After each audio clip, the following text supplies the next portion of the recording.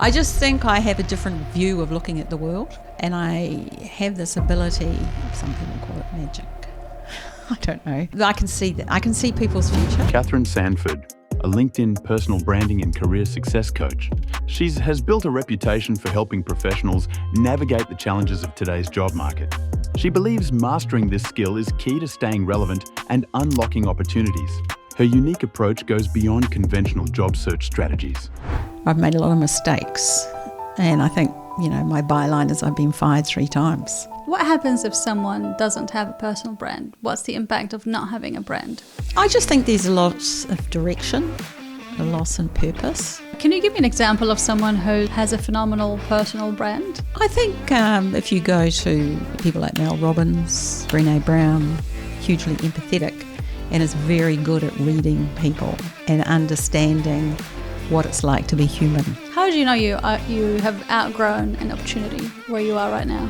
Dissatisfaction, feeling uncomfortable, and redundancy, losing your job. That's the grief that you keep inside, and I think that's what causes the most pain. 2,000 public sector jobs have either been set to be eliminated or have been eliminated in New Zealand as we speak. And that's it's a lot of grief, people. A lot of grief, a lot of silent grief going on there. Quick one, Mina here. Thank you for watching this episode. I appreciate you. Thank you for all your support. One thing that you can do for me is to please hit the subscribe button below. A lot of people who come and watch this podcast or listen to the podcast are not subscribers, and so we're trying to increase our subscriber base. We are wanting to hit 1,000 subscribers by the end of this year. I promise you that if you hit subscribe, I'm going to work hard to make sure that my episodes are really good, that will get better and better. So, do we have a deal? You work with people to improve their personal brand? Or that's kind of the transactional statement. I think that where I see a personal brand, and that's come through my own experiences, I've made a lot of mistakes. And I think, my byline is I've been fired 3 times. And that has a lot to do with the fact that I had no clarity.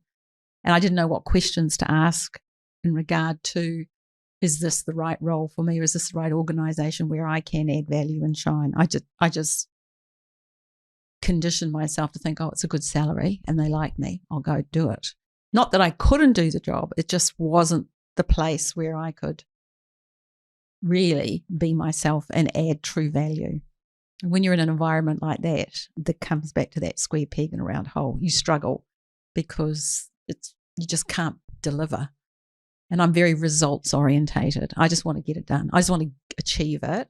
But I'm also part of that understanding is I have to have a team behind me. And if the team's not getting how I work, and there's disconnect, then it becomes a struggle. So the personal brand is all about the self-realization, self-awareness, having clarity about who you are. So there's a brand and there's a personal brand. What's the difference?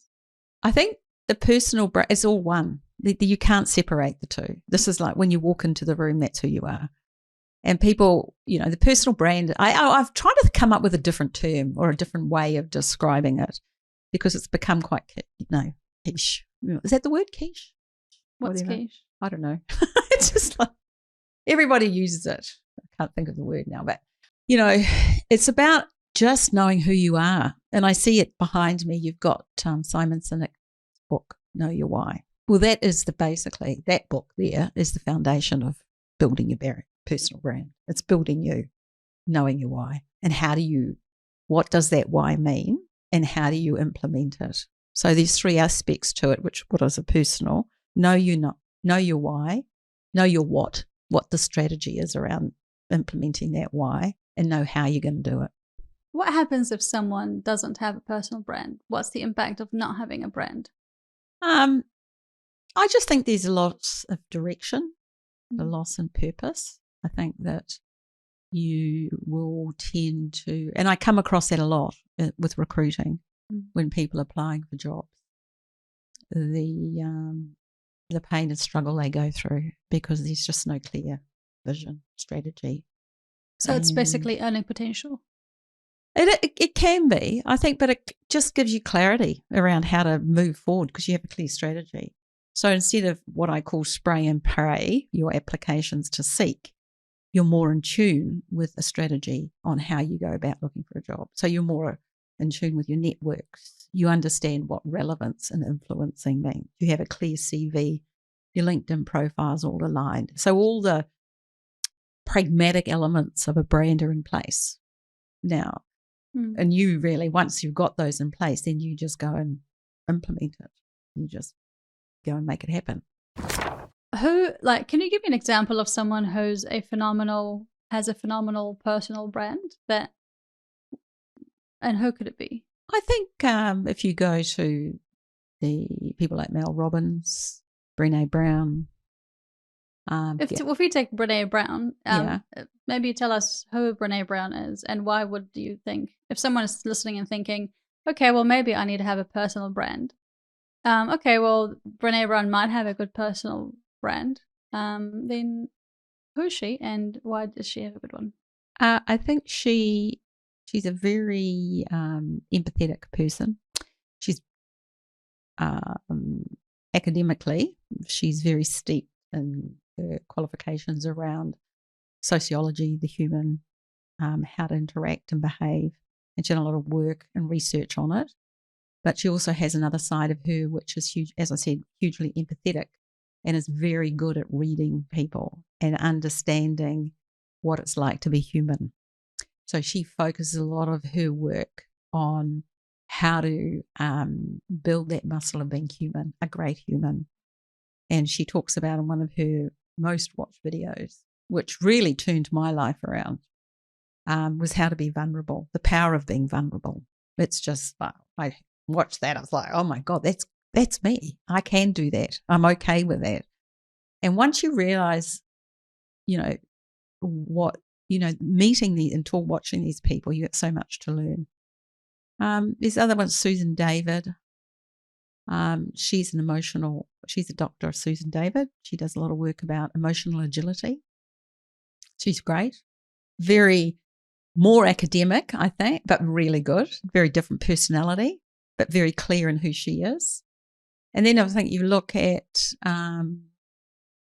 Mel Robbins. She's probably got a different personal brand, but very clear in who she is. And she's more expressive in her own journey and her vulnerability. And that's been a winning formula for her because she lives it. Those are famous ones. Then I've got a lot of friends, particularly in the Māori space where they're just like amazing. My friend Jenny is she's a doctor of research. She's phenomenal. And she's just so switched on and go in awe. You know those people you think, oh my God, you're amazing. So what is the common thread between these women that you've just mentioned and why do they have a great brand? They're clear about their purpose, their why, very clear. There's they know. They know why they're there and they know what they're doing and they know how to do it. If someone is in a position right now that is feeling a misfit and they are maybe too afraid to leave, don't know if they have the courage to leave, how do they navigate their way around that tricky situation? Come and see me. I think what you need to do is you just need to get brave. Just find your courage. And to do that, how can you find courage? I think you just do more self-reflection. What do you do through self-reflection? What are you supposed to be reflecting? Look in the mirror and go, what the fuck's wrong? What do I need to do? That is the best thing, is you look in the mirror and you say, okay, Kathryn, this is not going on. What are you going to do to help yourself get out of that? You're just going to have to do something. Name one thing. And you look in the mirror and you look at yourself and you think, we don't look at ourselves enough in the mirror and have conversations. I do it a lot because it just gives me the realistic view of I have to do this. Yes, I'm scared and acknowledge it. You have to acknowledge your fears, beliefs, and you just got to get real. And the only person, and that's the thing which I love, is the power of choice. Mm. That is the only thing you have where you can respond to anything in life, is your power of choice. And it's an and. You make a choice and you can make another choice. So at the time, you make the choice knowing that that's the best choice at the time. And then you make another choice when it doesn't work out. And the only person you have to worry about is you. Nobody else has control of that. You're the only person. Do you think people understand their power of choice? Probably not. No, I've come across it a lot in recruiting. The pain that people are going through, particularly at the moment, is just, it's actually quite scary. It's a fear-based pain, and it's what I read this book, and I can't remember the author. Why didn't they tell me this before? Why didn't I know this? And one of them, she talks about silent grief. And that's the grief that you can't actually express. And redundancy, losing your job, that's the grief that you keep inside. And I think that's what causes the most pain. Whereas the grief of the divorce or the grief of death is a visible grief. You still have to go through it's different processes of dealing with it. But the silent grief is that's the one that I believe, and for me, probably hits the most spiritual side of me and my mental health, is silent grief. Okay, well, silent grief doesn't sound easy and nice at all. No, it's not. Is it worse than grief? Can be. Why is it worse? Because you keep it hidden. Because you want to be seen and perceived. And, and the thing is, people have been made redundant and they come to me and I've been made redundant and and it, I'll get through, it's okay. And I always say, no, don't come work with me. You just go and sit there and have a good cry. Just do something nice. Don't worry.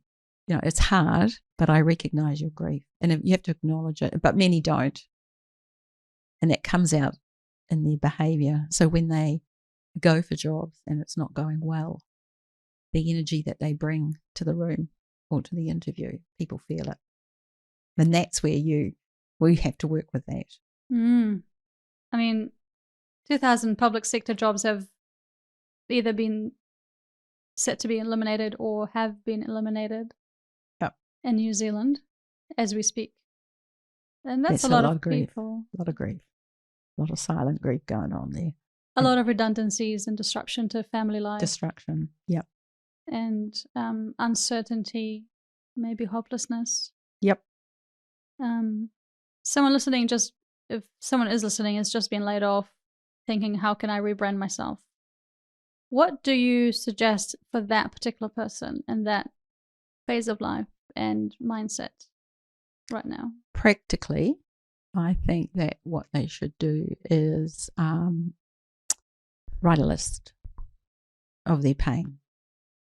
So just write it down, a journal. Just write down how you're feeling, why you feel like that. Just write it all down.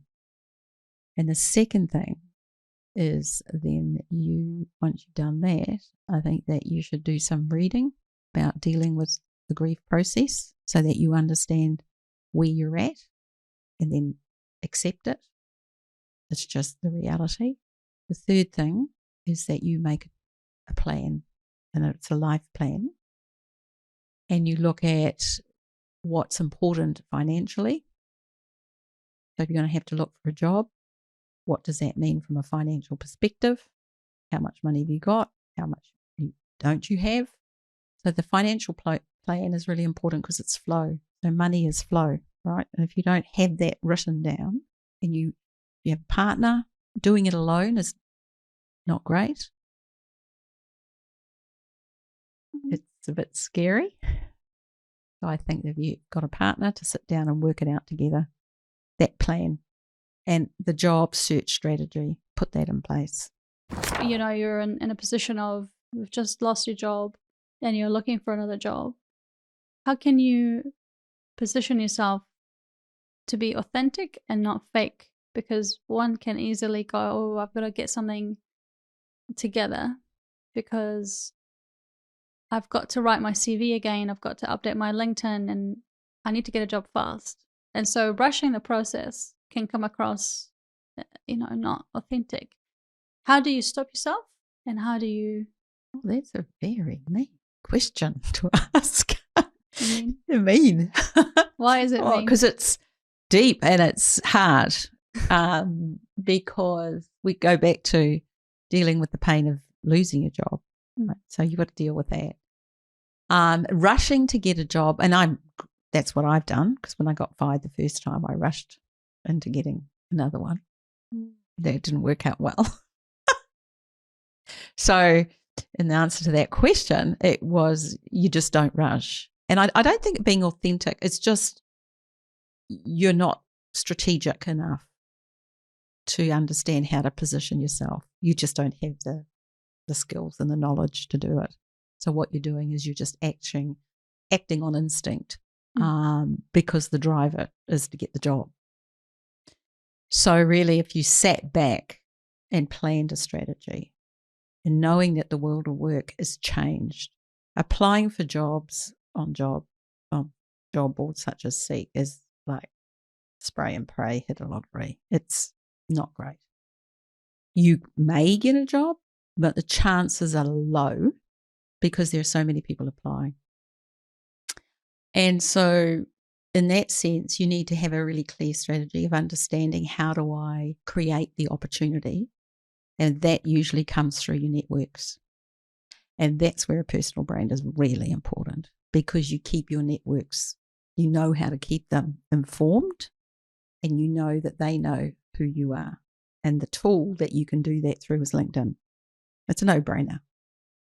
And you don't have to be a social media influencer. You don't have to, but you just need to be seen, visible, because when you're visible, it builds your credibility. When you have credibility, you have trust. So it's a logical step, or steps, to maintaining your relevance in the work. So therefore, you have to understand that redundancy is like change. If you're an organisation, expect to be made redundant. 2 years.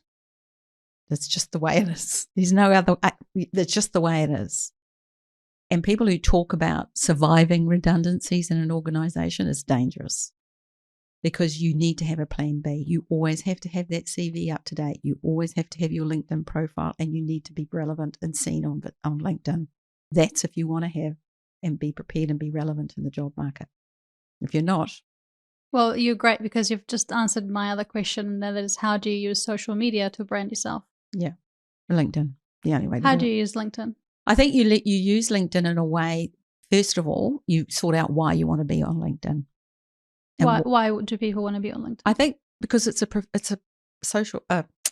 professional social media platform where people go to present themselves and position themselves as professionals. Businesses are there, right? I think there's something like 200, how many? I don't know how many, I don't know the statistic, of decision makers who, and I use LinkedIn every day. I go looking for people when I'm recruiting.